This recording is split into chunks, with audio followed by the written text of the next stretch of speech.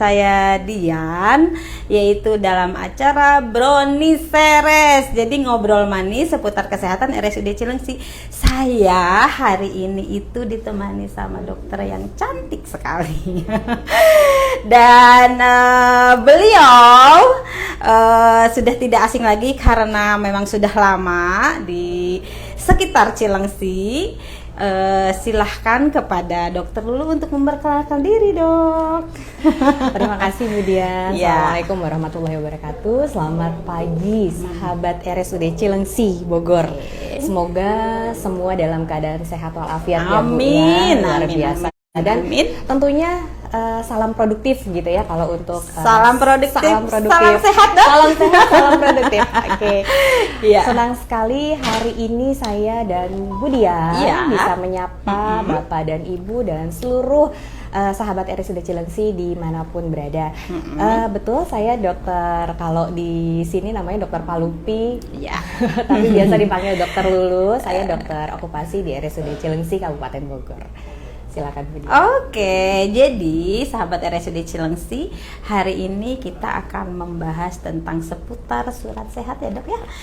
Surat sehat dan surat kelayakan kerja itu tuh apa sih bedanya gitu. Nah itu kita akan mengupas tuntas seputar materi tersebut. Dan mungkin Dok ini takutnya ada yang bertanya nih, sahabat-sahabat RSUD Cilengsi, tadi kan Dokter Lulu itu panggilan kesayangannya Dokter Lulu ya. Jadi sebagai spesialis okupasi itu Dok boleh dijelaskan Dok apa kalau okupasi itu memang apa ya, ke spesialistik apa Dok? Mungkin bisa dijelaskan dulu nih sebelum kali. Tak kenal maka ta'aruf. Nah, mungkin itu ya. Cuman kalau dulu kan saya juga belum mengerti ya apa sih. Tapi ini Dok, apakah ada bedanya gitu? Misalkan dari perusahaan 1, 2, 3, beda-beda perusahaan itu biasanya ada sih standarnya untuk surat sehat atau surat kelayakan kerja itu apa dari perusahaan yang minta, apa memang ada standarnya khusus, apa yang harus diperiksa secara umum apa, atau misalkan sekarang nih lagi rame kita P3K kali ya Dok ya. Betul. Nah misalkan apakah harus ada pemeriksaan narkoba dan lain-lain, nah maksudnya bisa dijelaskan Dok, maksudnya ada standarnya nggak Dok itu? Baik. Pertanyaannya menarik nih, dan saya yakin tidak hanya Bu Dian gitu yang penasaran. Saya yakin seluruh, apalagi yang di perusahaan atau memang saat ini sedang akan berusaha melamar pekerjaan gitu ya, atau bapak dan ibu yang saat ini bertugas sebagai dan kemudian tekanan darah, nafas, suhu mungkin sebatas itu. Namun pada saat diterbitkan surat kelayakan kerja itu harus melalui proses pemeriksaan yang sedikit lebih detail daripada yang tadi pemeriksaan kesehatan yang di awal tadi Bu. Jadi, nah ini sangat bervariasi. Terus kalau mau terbit surat kelayakan kerja apa Dok gitu kan, pertanyaan berikutnya seperti itu. Jadi memang ini sangat ditentukan oleh jenis pekerjaan yang akan diambil, karena dalam dunia kerja dimanapun kita bekerja gitu ya, tidak ada satu kerjaan pun di dunia ini yang tidak memiliki risiko tentunya ya. Tentu itu udah pasti ya Dok ya, pasti ada risikonya. Semua dimanapun ya Dok. Betul. Nah jadi jenis pemeriksaannya itu akan ditentukan dengan risiko yang akan dihadapi. Jadi kalau secara garis besar risiko pekerjaan itu ada risiko fisika seperti panas, kemudian udara yang terlalu dingin, kemudian pajanan kimia, kemudian faktor risiko biologi. Kalau teman-teman di RSUD di puskesmas mungkin itu sangat risikonya sangat besar untuk terpapar pajanan biologis tadi gitu ya, paparan biologis tadi seperti terinfeksi virus, bakteri gitu. Yang berikutnya adalah ergonomi. Iya, terkait dengan gerakan berulang seperti mengetik, kemudian teman-teman yang di pabrik mungkin yang pada saat packing itu kan gerakannya berulang dari pagi sampai sore seperti itu. Berdiri berulang gitu. Berdiri dalam waktu yang lama juga. Teman-teman SPG mungkin yang di kasir juga, mereka kan juga berdiri dalam waktu yang lama. Yang berikutnya adalah psikososial Bu. Nah itu yang terkait psikis, mental, dan juga kehidupan sosial atau interaksi sosial. Nah dari 5 pajanan bahaya ini, 5 paparan bahaya yang mungkin akan dihadapi, beresiko dan dihadapi sama karyawan tersebut. Nah, sehingga diperlukan suatu pemeriksaan yang kira-kira pekerja ini mampu nggak gitu kalau dihadapkan dengan perusahaan ini itu dengan gitu. risiko kerja yang tadi gitu. Nah, disitulah nanti kita akan mungkin sebagai contoh ya Bapak dan Ibu sekalian, pada saat seseorang akan ditugaskan sebagai security. Oke. Security itu identik mereka harus punya fisik yang kuat, harus mampu berlari karena ada keadaan darurat yang menuntut mereka harus mampu berlari. Gitu. Kemudian di tempat yang misalkan ada tangga gitu, dia harus naik ke level berapa, ke lantai berapa. Nah, di situ salah satu yang akan kita lakukan pemeriksaan adalah kapasitas fisiknya, kapasitas fisik, kapasitas parunya gitu. Nah, pada saat dilakukan pemeriksaan kapasitas paru ternyata ada masalah, misalkan beliau memiliki asma atau keterbatasan fungsi parunya, sehingga itu akan menjadi catatan terkait kelayakan kerjanya. Mungkin layak kerja namun dengan catatan. Catatannya adalah Bapak tersebut atau security tersebut sementara ini tidak dapat ditugaskan di lantai 2 misal karena tadi keterbatasan yang bersangkutan, keterbatasan fungsi parunya tadi gitu. Jadi itu akan menjadi catatan untuk si pemberi kerja atau bagian personalianya dari kami gitu, bahwa ini rekomendasi seperti ini. Itu mungkin contoh sederhana ya Bu Dian dari terbitnya surat kelayakan kerja untuk prakerja. Ya, berarti intinya kalau misalkan memang surat sehat itu ditentukan sama perusahaan seperti apa gitu ya, resikonya seperti apa, pasti dipintanya dari perusahaan itu ke kita baru minta syarat-syaratnya gitu ya Dok ya. Intinya gitu, jadi intinya setiap perusahaan atau instansi akan berbeda surat sehatnya ya. Betul. Surat kelayakan bekerjanya ya Dok. Betul. Ya. Nah iya, nah makanya yang saya tahu itu Dok, kalau misalkan di perusahaan itu kan, kalau misalkan ini kan surat sehat dan kelayakan kerja. Ini surat kelayakan kerja itu tidak hanya pas mau kerja kan Dok ya. Betul. Pasti akan ada apa?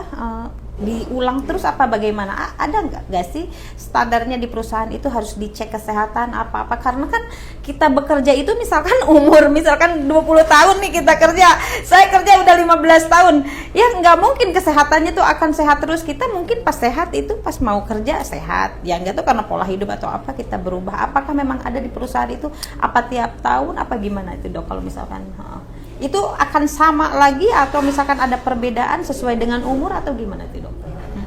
Oh, mungkin saya izin mundur sedikit Bu siap, Dian, siap, ya. Jadi mungkin Bapak dan Ibu juga Bu Dian udah tahu nih ada MCU namanya pemeriksaan kesehatan berkala. Kalau kayaknya MCU berkala namanya ya. Kalau MCU atau medical check up atau pemeriksaan kesehatan itu kayaknya identiknya adalah dengan pemeriksaan kesehatan tahunan yang wajib dilakukan rutin gitu ya, rutin dilakukan setiap tahun gitu. Tapi sebetulnya MCU sendiri itu ada 3 Bu. Berdasarkan tujuan ya, berdasarkan tujuan. Jadi yang pertama MCU pada saat prakerja. Nah, nanti hasil pemeriksaan kesehatan yang dari pemeriksaan fisik, lab, ronsen gitu ya, sesuai yang nanti risiko pekerjaannya. Nah, itu nanti hasilnya adalah surat kelayakan kerja. Jadi berdasarkan hasil pemeriksaan kesehatan yang di awal ini, yang prakerja, kemudian dinyatakan sehat, layak atau tidak layak secara fisik untuk pekerjaan tersebut. Nah, kalau yang annual atau rutin dilakukan setiap tahun itu memang untuk screening tujuannya sebetulnya. Kalau ada masalah kesehatan ya terkait penyakit degeneratif, kemudian juga adanya screening terkait ada nggak ya dugaan penyakit akibat kerja juga di situ. Nah, satu lagi adalah MCU khusus namanya. Itu pada kondisi-kondisi tertentu. Misal pada saat akan dilakukan pemindah tugasan, misal tadinya kerjanya di office, terus akan dilakukan mutasi di lapangan atau di area terpencil, itu pun akan dilakukan pemeriksaan kerja khusus. Atau pada kondisi khusus lainnya, misal pekerja tersebut pasca melakukan atau pasca mengalami kecelakaan kerja, atau pasca mengalami kecelakaan lalu lintas, atau pasca sakit didiagnosa sakit yang memang kronis perjalanan penyakitnya seperti itu. Nah, itu pun pada saat pasien atau pekerja tersebut dirawat Bu di opnam selama minimal 14 hari, meninggalkan pekerjaannya 14 hari. Nah, pada saat akan kembali bekerja itu kita lakukan MCU lagi. Baiknya begitu. Hasilnya baiknya tuh begitu ya. Idealnya seperti itu.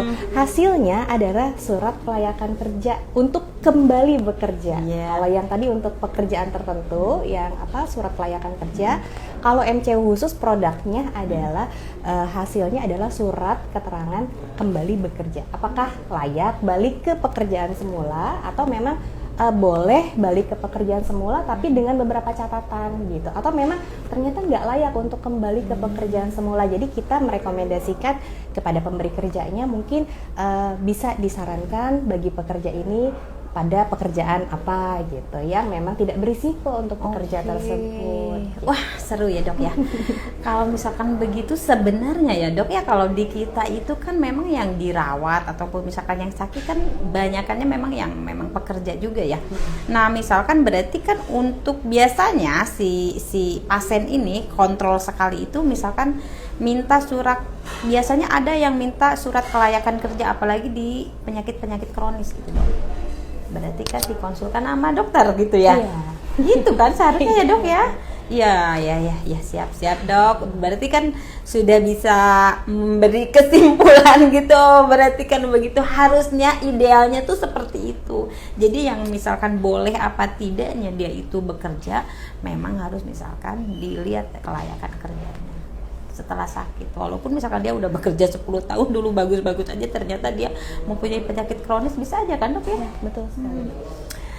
Luar biasa bahasannya hari ini sahabat RSUD Cilengsi. Kalau misalkan mau kupas habis kayaknya banyak sekali yang harus ditanyakan ya Dok ya. Iya. Oke Dok, nih ada pertanyaan Dok, boleh? Boleh, silakan. Boleh nih, sebelum ada yang nanya dari IG-nya, mana ini? Kok nggak ada layarnya biar bisa melihat ada yang bertanya apa enggak?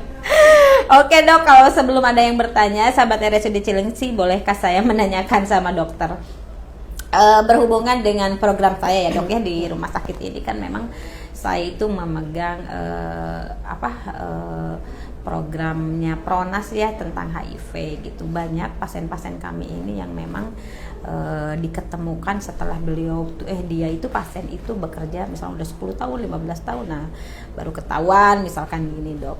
Nah udah gitu dia itu biasanya, nah saya itu misalkan dari perusahaan kan pasti dirawatnya lama Dok, karena misalkan dia kena sarafnya atau apanya. Nah biasanya memang dia itu meminta surat kelayakan kerja gitu Dok. Nah kalau misalkan ada kasus-kasus seperti itu, maksudnya dari dokter itu misalkan dia itu bekerjanya misalkan di yang berat, nah itu apakah nanti akan dikeluarkannya, misalkan apakah sebaiknya dipindahkan ke sini atau di sini ke sini, itu gimana tuh Dok? Kalau kasus saya nih, karena saya merasakan sendiri tentang pasien-pasien ini yang bingung untuk memberikan kelayakan kerja, apakah memang statusnya itu boleh dibuka apa enggak di perusahaannya itu. Nah itu Dok, gimana Dok kalau kasus? Ini pertanyaan Budian ini menarik sekaligus juga sebetulnya PR banyak orang. Nah, khususnya teman-teman yang mungkin dari tenaga kesehatan yang secara langsung bersinggungan atau bertemu bertatap muka langsung atau melayani pasien-pasien dengan HIV ini Bu gitu. Jadi memang pasien-pasien HIV yang diajukan atau direkomendasikan terkait kelayakan kerjanya itu memang hanya jalur masuknya gitu ya, memang dari poli HIV ini Bu gitu ya. Karena apa? Karena nggak melalui jalur MCU gitu loh. Karena memang regulasi pemerintah di Indonesia dan sebenarnya berlaku internasional tidak boleh dilakukan tes HIV ini untuk screening gitu loh. Jadi ketahuannya atau terdeteksinya, terdiagnosis HIV-nya itu berdasarkan mungkin ada keluhan sakit dulu, kemudian akhirnya di VCT dan sebagainya, baru tertangkapnya itu di poli VCT tadi gitu. Lalu pertanyaan Budian tadi adalah Dok, gimana nih untuk statusnya kan HIV, kemudian kondisi klinisnya juga mungkin kadang up and down ya Bu, ya kadang naik, kadang turun. Iya betul, apalagi betul pertama pengobatan itu kita membutuhkan waktu yang agak lama ya, dan si perusahaan pasti akan meminta ya, maksudnya ini kok lemes terus, udah layak belum bekerja, minta, dan si pasiennya kekeh pengen bekerja. Nah itu bingung tuh dokter. Dilema ya Bu ya jadinya. Dilema. Jadi betul. Pada saat ini pentingnya penilaian kelayakan kerja. Nah, itu dia, di situ kami dari dokter okupasi biasanya akan melihat secara langsung, memeriksa pasien secara langsung, dan tentunya berkoordinasi dengan DPJP-nya atau dengan tim dari VCT.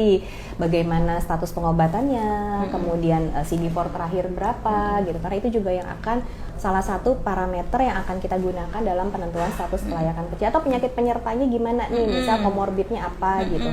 Nah itu pun kami akan juga berdiskusi misal dengan dokter penyakit dalamnya atau misal dengan dokter parunya seperti itu.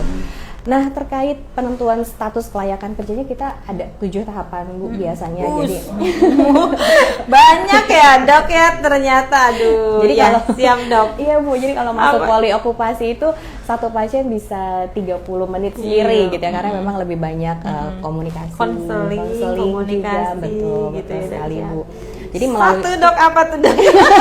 Saya sudah Ya. tidak sabar. 7 tahapan masalahnya. Oke dok. Yang pertama harus tegak dulu diagnosanya gitu ya, bahwa ternyata misal TB paru dengan komorbidnya adalah HIV. Sudah terkonfirmasi jelas HIV-nya ya. Kemudian yang kedua, tuntutan tugasnya apa? Misalkan pekerjaannya sebagai, tadi mungkin kita bisa contoh tanpa mendiskreditkan satu profesi gitu ya, misalkan petugas keamanan dimanapun gitu. Di situ tuntutan tugasnya apa? Misalkan harus kerja 10 jam dalam sehari, kemudian ada shift malamnya. Nah, itu kemudian dia. tuntutan tugas yang lain harus mampu berlari gitu ya, harus mampu menaiki anak tangga. Itu banyak sekali tuntutan tugas. Itu biasanya saya butuh dengan detail, dan itu saya lakukan biasanya koordinasi dengan si pemberi kerja Bu, perusahaannya, untuk tahu sebetulnya detail pekerjaannya apa, seperti apa. Itu sudah berarti kalau sudah ke perusahaan berarti dokter sudah membuka status apa gimana tuh dok? Nah ini nanti akan nyambung kasusnya nih. Ini statusnya gimana nih kan, untuk tahu data dari perusahaan kita harus apa alasannya gitu. Apa alasannya kata Betul perusahaan? Lah sekali. kenapa dokter meminta, emangnya karyawan saya itu sakit apa gitu Betul, kan? betul Sedangkan sekali, kita juga bertentangan dengan kalau Kode kasus-kasus etik. B20 itu kode etiknya itu, kalau memang misalkan si pasien itu tidak boleh membuka status, kita tidak boleh membuka status ke orang lain gitu dok. Siap dok, Saya lanjut setuju dok. sekali, benar. Yang berikutnya tadi ya, mungkin yang kedua tadi adalah tuntutan pekerjaan. Yang ketiga adalah kapasitas fungsional dari si pekerja ini. Maksudnya hasil pemeriksaannya seperti apa?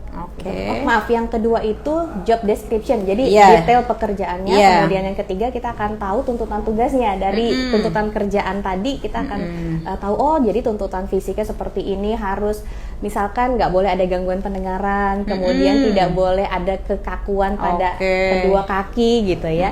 Yang berikutnya adalah yang keempat ya, berarti kondisi fisik dari pasien itu sendiri, detik itu sendiri. Jadi makanya tadi ditanyakan bahwa CD4-nya gimana Bu. Makanya itu komunikasi yang sangat penting sekali, komunikasi yang baik terjalin antara kami dokter okupasi dengan DPJP dan tim VCT terkait khusus kasus HIV ini ya Bu ya. Nah yang berikutnya adalah penilaian dari disabilitas. Ada disabilitas nggak? Kalau dia B20 pasti kan memang disabilitas itu adalah yang sebelum sakit dia mampu melakukan, pada saat sakit dia tidak mampu melakukan. Yang tadinya able jadi disable gitu. Jadi yang tadinya bisa terus jadi nggak bisa. Nah kalau untuk kasus HIV ini mungkin kita harus lihat ada disabilitas nggak ya? Mungkin disabilitasnya ada kerusakan paru kah, atau ada masalah di mana misal gitu. Itu kita akan nilai. Dari disable-nya juga kita akan tentukan adakah kecacatannya. Maksudnya karena pada kasus-kasus yang penyakit kronis beberapa ada yang mengalami juga kecacatan baik itu fungsi ataupun anatomis. Pasti dok. Kecelakaan kerja juga itu pasti dok. Nah yang terakhir itu penilaian dari adanya handicap itu penilaian bahwa dia masih membutuhkan orang lain nggak untuk daily activity-nya, untuk aktivitas hariannya itu apa istilahnya aktivitas daily activity, aktivitas harian gitu ya. Kalau ada dia masih membutuhkan orang lain itu juga kita nilai gitu Bu. Nah, yang berikutnya adalah toleransi. Toleransi itu ada dua juga gitu. Toleransi dari si pekerja itu sendiri dengan kondisi klinisnya. Misal tadi dengan HIV-nya tadi, ini toleransinya gimana pekerja ini saat dia bertugas? Apakah CD4-nya jadi turun, malah jadi drop gitu ya? Kalau dia bekerja itu malah menurun. Betul. Artinya toleransi pasien ini terhadap pekerjaan yang tidak dia baik gitu saat itu. Atau toleransi dari si pemberi kerja. Misal pada pekerja ini karena dikhawatirkan imunitasnya akan semakin turun, CD4-nya semakin turun, jadi sebaiknya tidak dilibatkan dalam lembur misalnya, atau tidak dilibatkan dalam shift malam gitu. Nah, ternyata si pemberi kerja tidak bisa mengakomodir itu gitu karena tuntutan produksi dan sebagainya misal. Nah, itu ternyata salah satu kendala. Artinya tidak ada toleransi dari si perusahaan. Itu tidak benar ataupun salah karena kita menilai saja gitu bahwa ternyata perusahaan tidak bisa gitu mengakomodir yang tadi gitu. Jadi tidak ada pekerja yang memiliki privilege gitu ya untuk tidak dilibatkan dalam shift malam misal ya. Nah, yang terakhir barulah penilaian kelayakan kerjanya. Itu berdasarkan yang tadi dari tahap 1 sampai tahap 6 apabila ada satu yang tidak dapat dipenuhi oleh si pasien tersebut, artinya pasien tersebut layak kerja tapi dengan catatan. Nah, catatannya tadi mungkinnya tidak dilibatkan dalam shift malam misalnya seperti itu. Atau kalau lebih dari 3 gitu itu, wah itu mungkin bisa dipastikan ada pembatasan gitu, misal pembatasan jam kerja gitu. Ada juga nanti keputusan yang terakhir adalah pasien ini tidak layak kerja gitu untuk pekerjaan itu. Untuk pekerjaan itu dan nanti ada surat, maksudnya kalau misalkan berarti kan kita menggali di perusahaan itu apa aja, berarti kan gitu ya Dok ya. Betul sekali. Mungkin tadi menyambung Bu, yang Bu Dian tanya tadi, terus berarti saya gimana Dok, harus membuka rekam medis ke perusahaan atau gimana? Nah, yaitu ya sebetulnya itu tidak boleh Bu ya. Jadi memang kita tidak akan membuka. Namun yang pengalaman saya biasanya saya juga menyampaikan secara diplomatis saja bahwa kondisi kesehatannya sedang menurun sehingga diperlukan suatu penilaian kesehatan kelayakan kerjanya, tapi tidak menjabarkan status B20 tadi. Biasanya sih yang saya sampaikan memang komorbidnya saja, misalkan masalah parunya atau masalah diabetesnya misal seperti itu. Tapi tidak saya sampaikan bahwa B20-nya tadi. Atau bila mana pasien berkenan menyampaikan, biasanya saya akan merekomendasikan pasiennya sendiri yang akan menyampaikan gitu. Oke. Gitu, Bu. Wah, benar ini panjang dan lebar dan sangat mengerti sih saya sih khususnya. Karena apa Dok?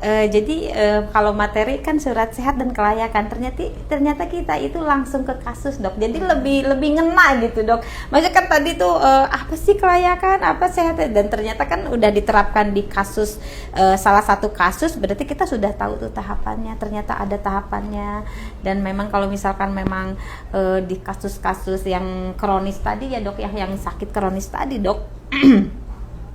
Kadang itu kan memerlukan sakit yang memang, apalagi yang memang stadiumnya udah 3, itu tuh nggak sebulan, 2 bulan, kadang 6 bulan untuk memulihkan.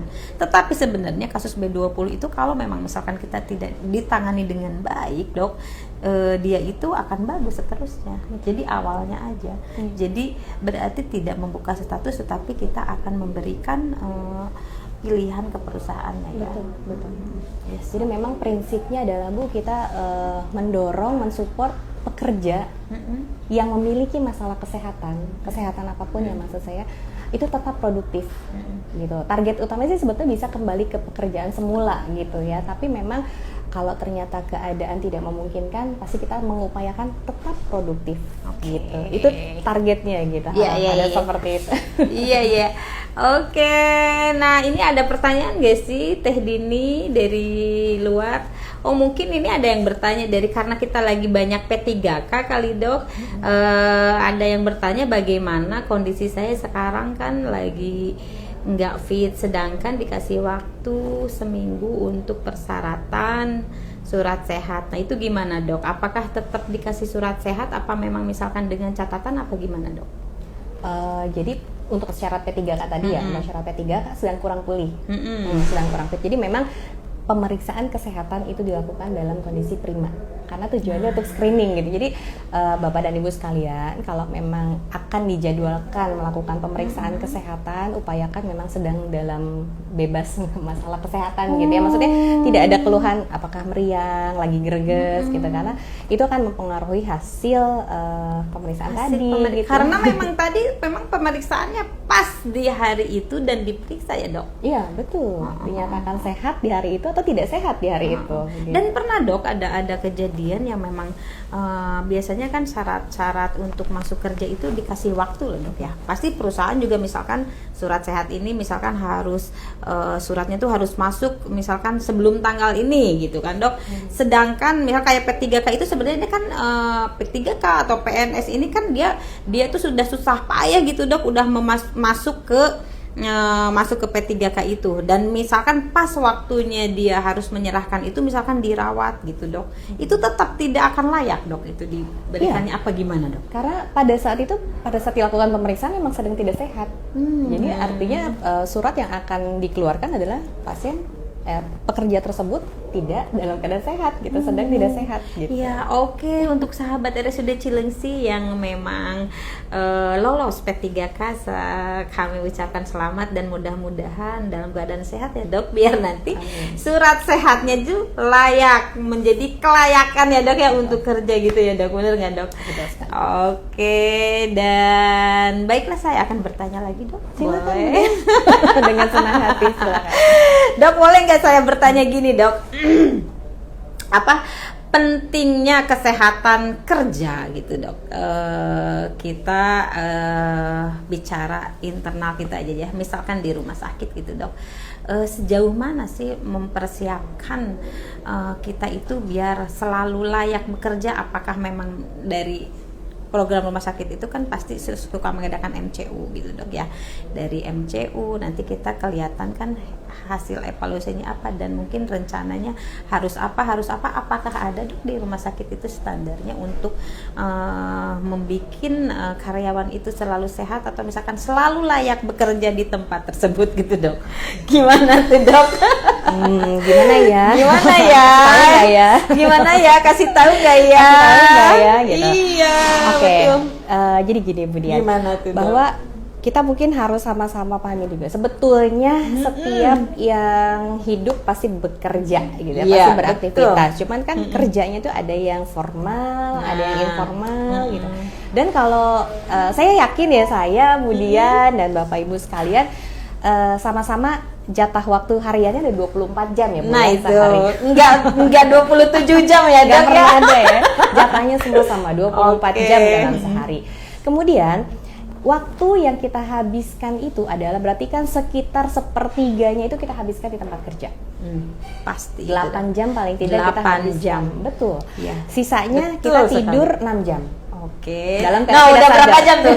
8 jam Tambah ditambah 6, 14. Oke. Sisanya baru waktu kita beraktivitas di luar pekerjaan. 10 jam berarti Iya. kan. Jadi kebayang sepertiga itu aja kita habiskan di tempat kita bekerja. Dan kita lakukan kan tidak satu kali satu pekan gitu kan. Kita juga tidak lakukan hanya dalam 1 bulan, bertahun-tahun. Kemudian masa kerja sudah berapa Nah, tahun? itu dia tuh, Dok.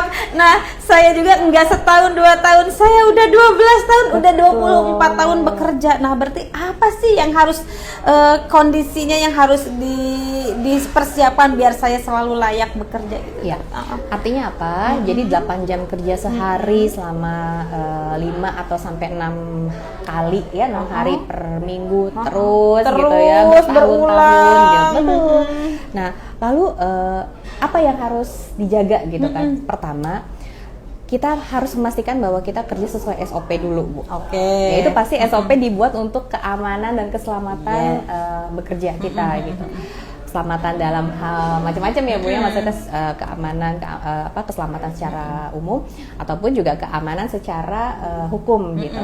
Betul. Yang berikutnya adalah sudah nih SOP sudah. Kemudian sudah. yang keduanya kadang yang suka kita lupakan adalah kebiasaan kita atau perilaku kita. Oke, Misal perilaku. udah nih, iya saya udah taat, Budian udah taat banget, udah SOP banget dok, saya kerja gitu, insya Allah aman gitu.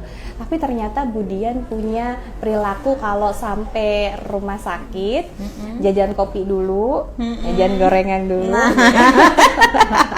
Ya akhirnya tanpa disadari bahwa pola hidup juga itu kan ikut mempengaruhi gitu ya. Dengan bertambahnya usia, risiko-risiko penyakit degeneratif juga kan bertambah tinggi gitu ya, bertambah dengan seiring bertambah usia. Nah, terus dok kerja yang aman tuh gimana gitu ya? Kerja yang kesehatan kerja itu gimana gitu? Iya, jadi mungkin secara umum kesehatan kerja itu tadi ya selain yang mengikuti SOP, kita memastikan bahwa apa yang kita lakukan ini untuk hal-hal yang memerlukan atau ada risiko, kita memastikan bahwa kita sudah meminimalisir risiko itu. Misal, Budian kerjanya harus menggunakan laptop. Misalnya 8 jam kerjanya Budian harus pakai laptop, bikin laporan dan sebagainya. Ada bahayanya pasti ada gitu ya dengan terpapar radiasi dari sinar laptopnya misalnya. Itu kita meminimalisirnya gimana caranya gitu. Mungkin setiap 2 jam, setiap 2 jam saya harus istirahat dulu. Bukan di pareman Bu ya. Bukan di pareman dan bukan tiduran ya. Tapi kita mungkin mengistirahatkan mata kita sejenak. Yang berikutnya adalah kita juga mengurangi nih yang sama apa, misalkan paparan yang sama radiasi tadi dari radiasi komputer, kita juga dapat radiasi dari smartphone misalnya, itu pun kita kurangi. Jadi Bapak Ibu sekalian, sebetulnya untuk cara kerja yang sehat dan yang aman itu prinsipnya adalah mengurangi risiko yang ada di tempat kerja. Bukan artinya jadi nggak masuk kerja atau bukan artinya jadi saya takut kalau itu berisiko buat saya, risiko terinfeksi misalkan saya nggak mau pegang pasien, ya itu juga nggak seperti itu gitu ya. Tapi meminimalisir, sehingga dengan penggunaan alat pelindung diri juga itu penting sekali. Dan mungkin Bapak dan Ibu di sini ada yang bekerja bukan di tempat kesehatan gitu ya, itu juga penting sekali pada saat perusahaan sudah memberikan alat pelindung diri dan itu dipastikan digunakan dengan baik dan benar. Mungkin hal sederhana ya, penggunaan masker contohnya Bu ya, sebetulnya kan itu tujuannya adalah mengurangi risiko saat kita bekerja. Udah dikasih, kita pakai masker sudah, tapi caranya nggak benar. Itu dia. Itu juga yang menjadi catatan gitu, bahwa menggunakan alat pelindung diri yang baik dan benar. Itu prinsip sekali gitu ya. Jadi tidak hanya masker, tapi tentu alat pelindung diri yang lain juga. Gitu. Ya berarti banyak ya yang tergantung, ya kita juga di rumah sakit tergantung di bagian apa yang memang kita bekerja ya dok ya. Berarti radiasinya segimana, wah berarti banyak sekali persiapan yang harus kita siapkan kalau memang kita bekerja ya dok ya. Berarti itu juga sama ya kayak di perusahaan, tergantung di bagian apa kerja. Betul. Iya, soalnya contoh ya, ini kita balik lagi nih jadinya contoh maksudnya, tapi masih di rumah sakit kita. Ini contoh misalkan di akan beda misalkan di bagian IPSRS atau di office atau misalkan di bagian gizi gitu ya dok ya. Itu akan beda sekali ya maksudnya. Dari sebelum kerjanya juga udah ada yang khusus yang harus diperiksa. Betul nggak dok? Betul sekali kemudian. Jadi memang jenis pemeriksaan mungkin kayak tadi ya MCU, terus berarti nggak bisa pukul rata dong semua. Jenis pemeriksaannya nggak bisa pukul rata. Tentu ya.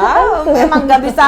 Misalkan semuanya harus ini standarnya nggak bisa sesuai dengan permintaan atau misalkan kelayakan kerja di tempat tersebut. Gitu ya, kalau tadi Budian contoh, dok kalau yang di bagian gizi terus di PSRS berarti beda gitu. Contohnya mungkin hal yang paling sederhana untuk teman-teman, mungkin tidak hanya di bagian gizi aja ya, seluruh teman-teman yang bekerja sebagai penjamu makanan atau food handler, itu kan pasti kita juga ada pemeriksaan khusus itu seperti anal swab untuk memastikan bahwa tidak adanya kontaminasi bakteri atau kuman yang patogen gitu ya, karena memang normal juga ada gitu yang patogen pada hasil pemeriksaan anal swab tadi gitu. Jadi itu salah satu pemeriksaan khusus gitu tuh yang pada saat jenis pekerjaannya apa harus ditambahkan pemeriksaan ini, kayak mandatory gitu, kayak wajib untuk pekerjaan ini dicek ini. Gitu. Seperti itu.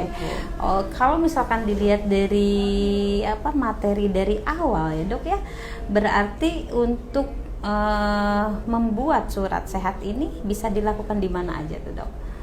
Kalau misalkan tadi dilihat dari awal sampai terakhir, berarti kan sahabat RSUD Cilengsi sudah tahu kan, sudah mulai mengerti kan. Jadi maksudnya apakah harus ke rumah sakit terus gitu kalau minta surat sehat? Apakah boleh nggak sih dok tuh di klinik atau misalkan di puskesmas gitu? Tuh dok, gimana tuh? Kalau tadi berdasarkan penjabaran yang di awal gitu, bahwa untuk surat sehat di mana aja bisa Bu, selama ada dokter pemeriksa. Oh iya. Berarti bisa sama dokter umum dong? Bisa dong. Oh karena iya. kan prinsipnya memeriksakan kesehatan saat itu gitu ya.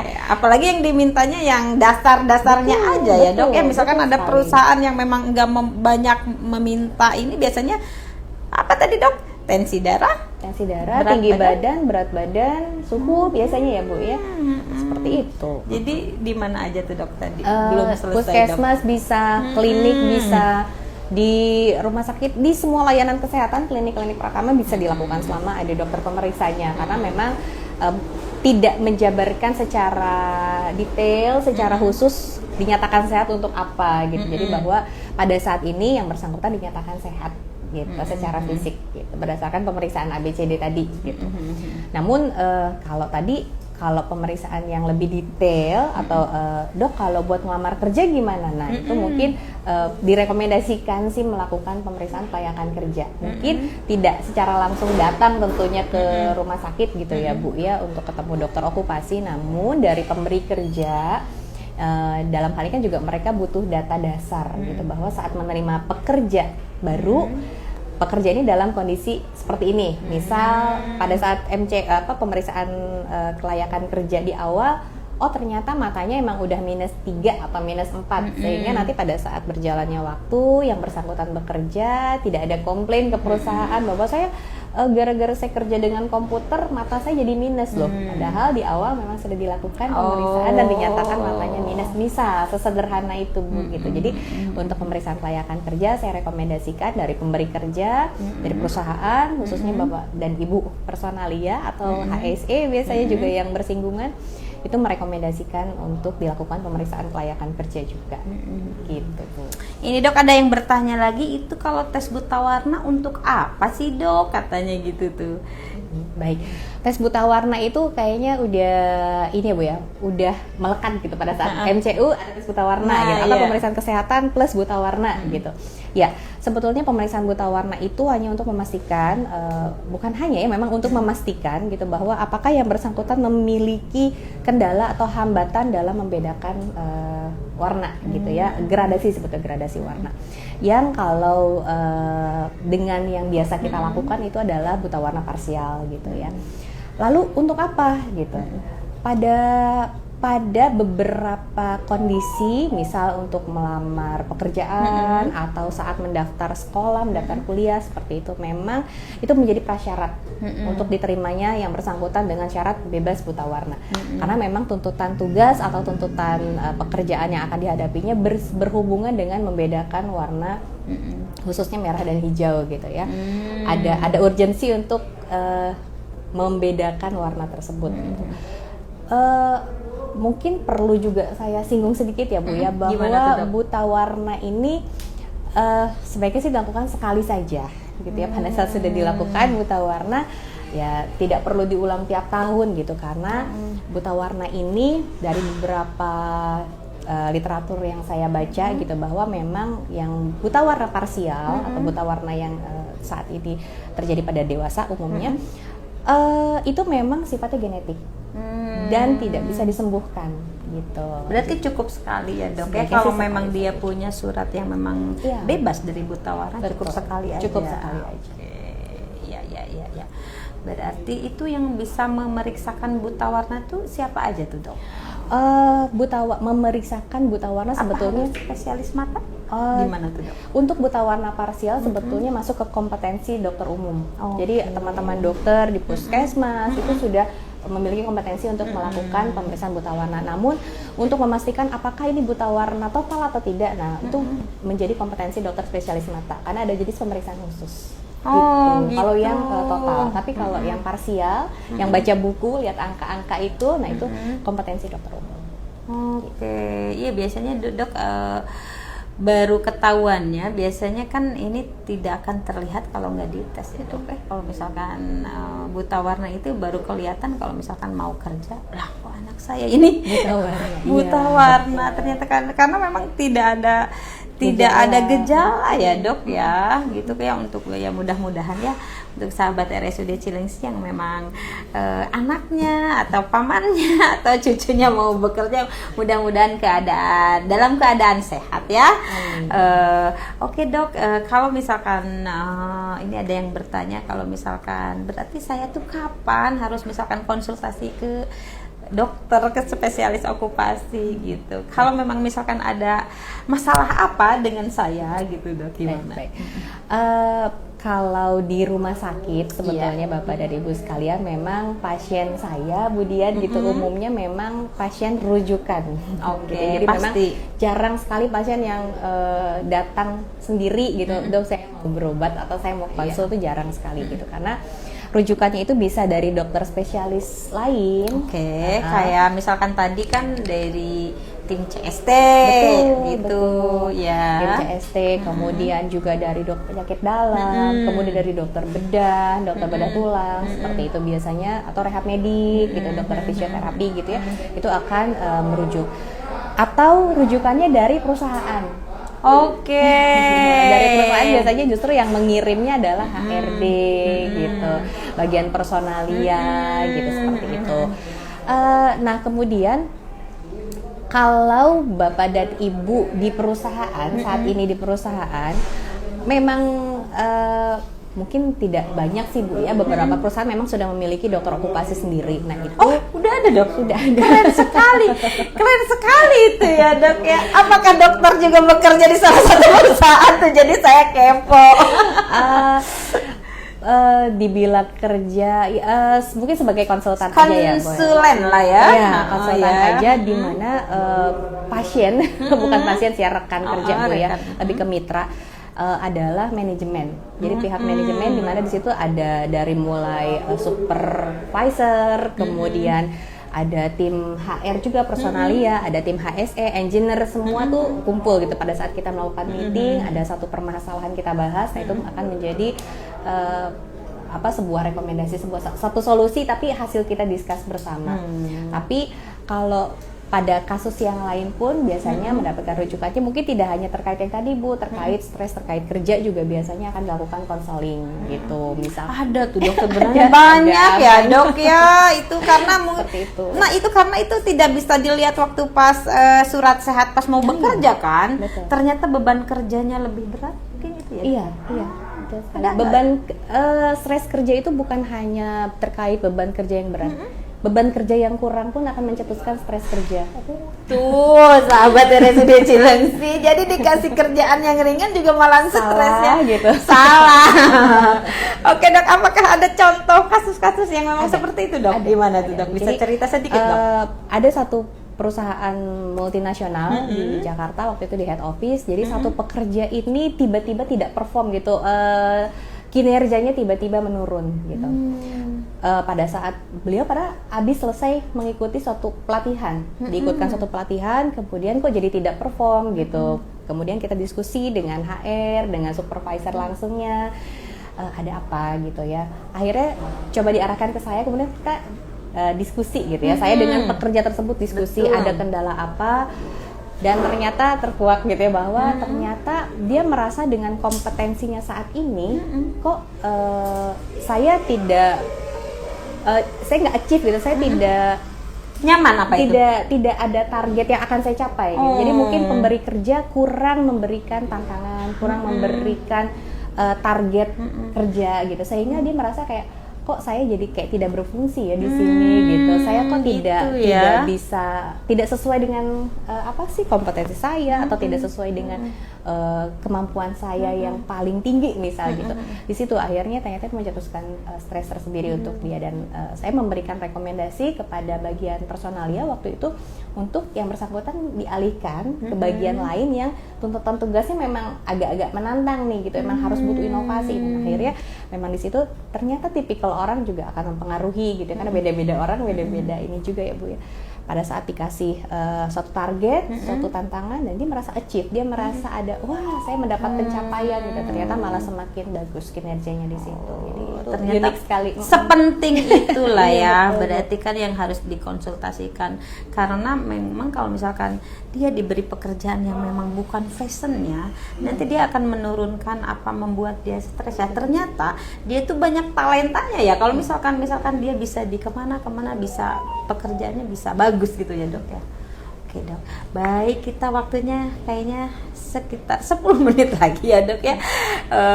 Seru sekali ini, kalau misalkan kita pengen ngobrol nggak bakalan cukup seharian ya Dok kalau mau mengupas tuntas tentang surat sehat dan kelayakan kerja ini.